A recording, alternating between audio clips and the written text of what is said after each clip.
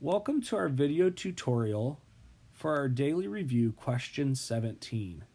And question 17 is working with a coordinate plane, and we are going to be asked to find the location of specific points on the coordinate plane and the distance between those points on the coordinate plane. Let's first do a quick review about how a coordinate plane works and what it is. Hopefully you remember that a coordinate plane is simply a set of number lines, and our number lines work the same way as our number lines did in question 14 and 15. We're going to have a horizontal number line. 0 will be in the middle. We'll have our positive numbers on the right and the negative numbers on the left. A coordinate plane is special though because it's actually two overlapping number lines, and we have a horizontal number line that we have written down, and we're also going to have a vertical number line that goes up and down. Now on this number line, wherever those two number lines overlap each other is always going to be 0 for both number lines. So you're going to notice that I start counting my vertical number line where those things cross. So my positive numbers are on the top of that, and my negative numbers are on the bottom of that as we are taking a look at that.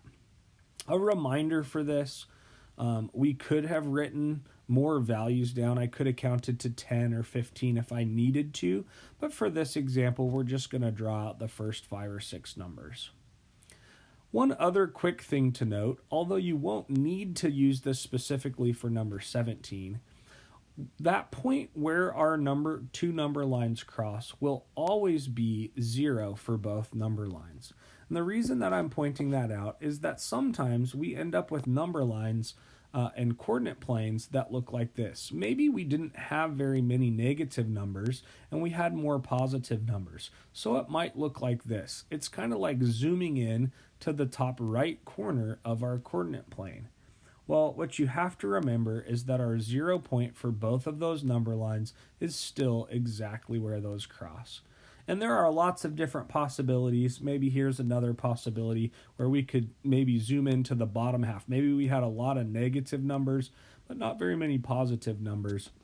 And it might look something like this. And just a quick reminder that 0 is always where those two lines cross.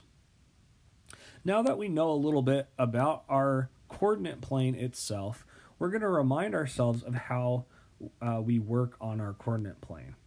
So the first thing to remember is that we always want to make sure that we're using the grid lines and not the spaces that are in between those grid lines. That's a common mistake that people make. Sometimes people want to use the spaces, and we actually want to use the grid lines themselves to put our points on.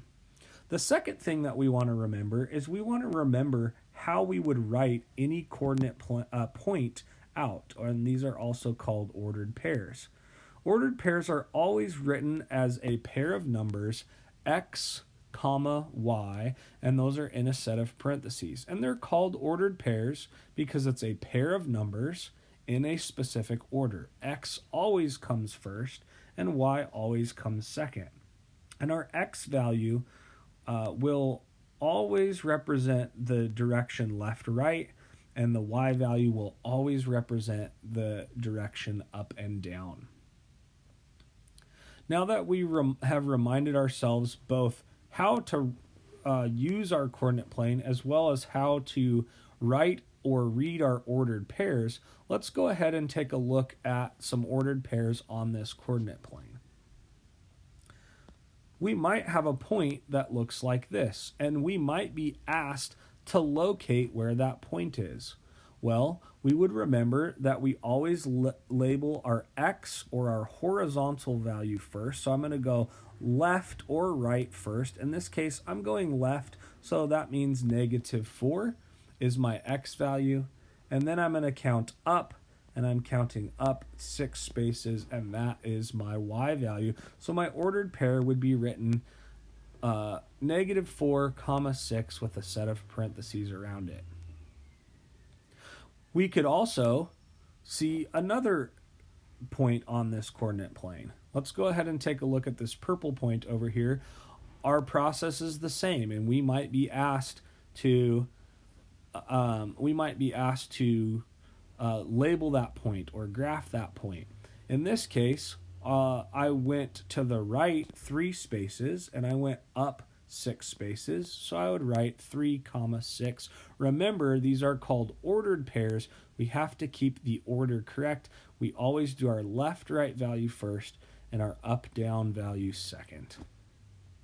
Now, in this particular problem, you might be asked to do several different things. It might say, make a rectangle, find 2 missing points to make a rectangle, or make a triangle, find a missing point and make a triangle. And so you would be filling in that third point.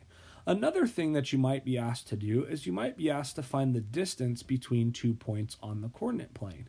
Well, just like we did up above on question 14, when we were asked to write the distance between 2 points, we're going to do that same thing here, and all we have to do is count how many spaces there are in between those 2 points. And that would be true if our points were vertical as well. So we could also take a look at a vertical point and see how many spaces might be in between. So if I had a vertical point over here, I would label that point -4, and I counted down 4 spaces, so -4, 4. And if I wanted to count how many spaces in between, I'm just counting 1, 2, 3, 4, 5, 6, 7, 8, 9, and 10 spaces in between, and I could label the distance between those 2 points.